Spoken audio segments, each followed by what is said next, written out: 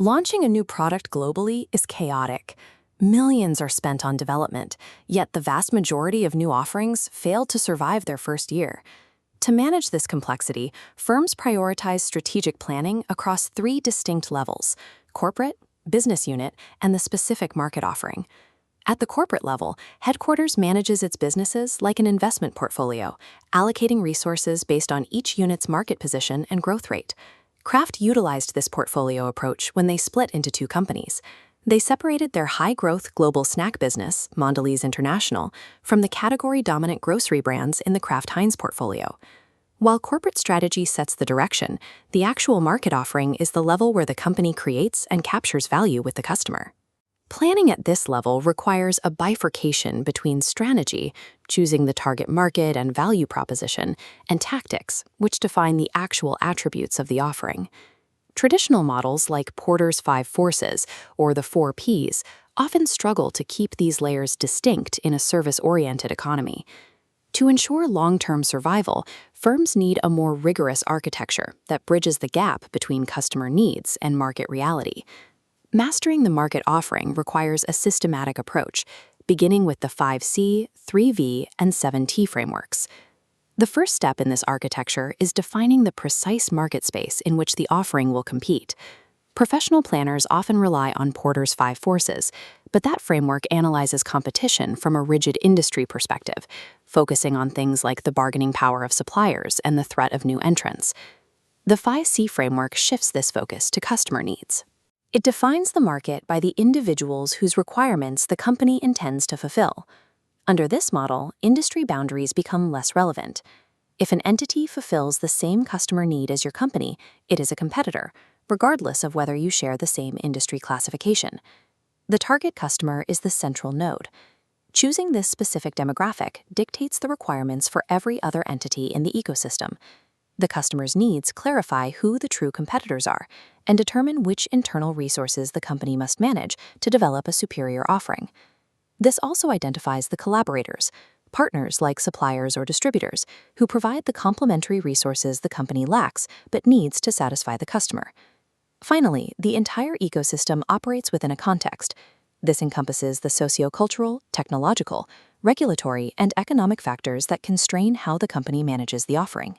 The 5C framework ensures that market definition is driven by the specific entities that interact with your target customer. Once the market is defined, the strategy must specify the value exchange that will sustain the business model. A common strategic error is optimizing an offering for customer value while failing to account for the costs to the firm or the incentives required for partners.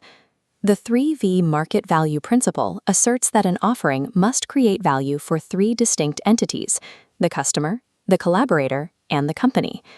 Customer value is the worth of an offering to its users, based on how well it fulfills their needs compared to competitive alternatives.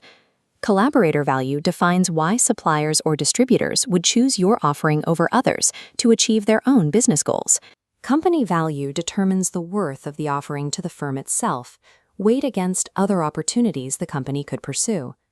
Starbucks maintains this balance by providing customers with customized beverages and a distinct brand experience.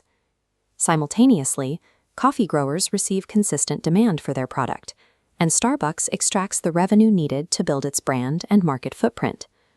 The intersection where the needs of all three entities are met is the optimal value proposition, or OVP.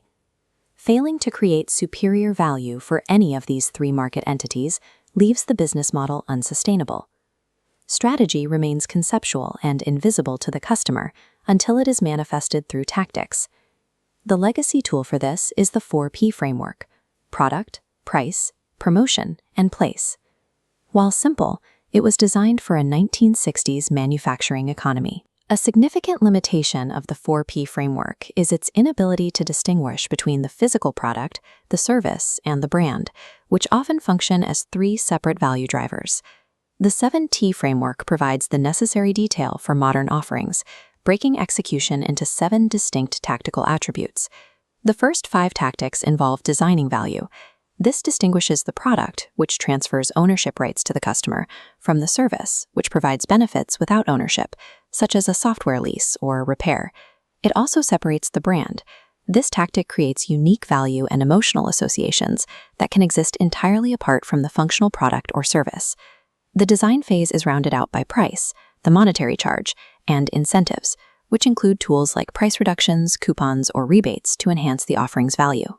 The final two tactics, communication and distribution, focus on informing the market about the offering and delivering it to the target customer. Individual tactical decisions serve as the mechanism engineered to deliver the strategic optimal value proposition. These three frameworks are not isolated tools. They function as a single, nested architecture for business planning. We can see this architecture in the growth of Slack, which reached a valuation of $7 billion in less than 4 years. Slack's 5C strategy identified a contextual shift toward digital social media in the workplace and the need to centralize communications. They targeted the communication needs of employees in open-plan offices, whose workflows were increasingly fragmented by email. Slack maximized collaborator value by integrating with popular tools like Google Drive, creating a centralized ecosystem for third-party business applications. This created company value through a referral-heavy model that allowed them to amass 10 million daily active users without a formal sales force. Tactically, they designed their 7T offering around speed and a user-friendly interface that separated their brand from traditional, clunky corporate chat tools.